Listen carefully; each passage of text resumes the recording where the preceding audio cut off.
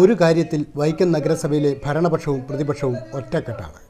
നാളിതുവരെ വികസന പ്രവർത്തനങ്ങളൊന്നും ഇവിടെ നടന്നിട്ടില്ല. 95 മുതൽ ഇടതുമുന്നണിയും അതിനു മുൻപ് വലതുമുന്നണിയും ഭരണം നടത്തിയ നഗരസഭയാണ്. ക്ഷേത്ര നഗരമെന്നും വിപ്ലവ സ്മരണകളുടെ ആവേശം നിറയുന്ന നാടുമെന്നും ഖ്യാതിയുള്ള വൈക്കത്തിനാണ് ഈ ദുർഗതി.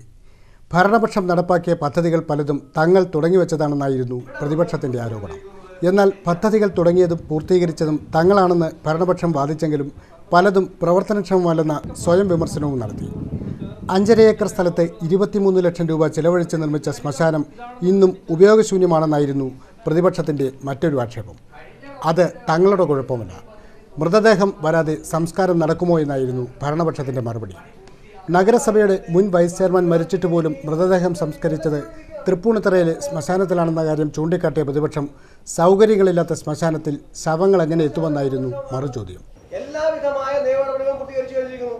ഓംബുഡ്സ്മാന്റെ മുന്നിൽ ചില കേസുകളുണ്ടായിരുന്നു. ആ കേസിൽ ഞാൻ നേരിട്ട് ഇടപെട്ട് സ്റ്റേറ്റ്മെന്റ് കൊടുക്കുകയും അങ്ങനെ ഓംബുഡ്സ്മാൻ വൈക്കത്തെ ശ്മശാന പ്രവർത്തിക്കാൻ അനുവാദം നൽകേണ്ടതാണ്.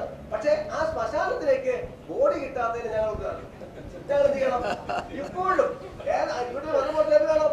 പക്ഷെ വൈക്കത്തെ ആളുകൾക്ക് ഇപ്പോഴും അവിടെ ഈ ശ്മശാനം എന്ന് പറയുന്നത് അജ്ഞാത ശവശരീരങ്ങൾ വിവർത്തനമുള്ള തോന്നലാണ്. ഏതായാലും ശ്മശാനം പ്രവർത്തിപ്പിക്കുന്നതിന് യാതൊരു വിധമായ തടസ്സങ്ങളുമില്ല. ഒരു ശവത്തെ പ്രതീക്ഷിച്ച് ഒരു ശ്മശാനവും ഒരു നഗരസഭയും വർഷങ്ങളായി കണ്ണിലെണ്ണയൊഴിച്ച് കാത്തിരിക്കുകയാണെന്ന ഞെട്ടിക്കുന്ന സത്യം ഇതോടെ വെളിവായി. സമീപ നഗരങ്ങൾ വികസനത്തിൻ്റെ പുതിയ ചക്രവാളങ്ങൾ കീഴടക്കുമ്പോൾ ചരിത്രമുറങ്ങുന്ന വൈക്കത്ത് മാത്രം വികസനം എത്താത്തതെന്താണ്? മാധ്യമപ്രവർത്തകരുടെ ചോദ്യത്തിനു മുൻപിൽ ഭരണപ്രതിപക്ഷ കക്ഷികൾ ഒരു നിമിഷം ഒന്നിച്ച് ആലോചിച്ചു. പിന്നെ ഒരേ സ്വരത്തിൽ മറുപടിയുമെത്തി. ശരിയാണ്, വൈക്കത്ത് വികസനം വഴിമുട്ടി നിൽക്കുകയാണ്. വികസനമില്ലെന്ന സത്യം ഒരേ മനസ്സോടെ അംഗീകരിച്ചാണ് അവർ മടങ്ങിയത്.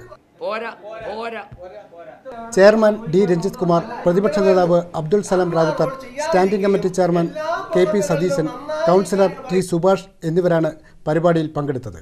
Press club treasurer S Sanalkumar മോഡറേറ്ററായിരുന്നു.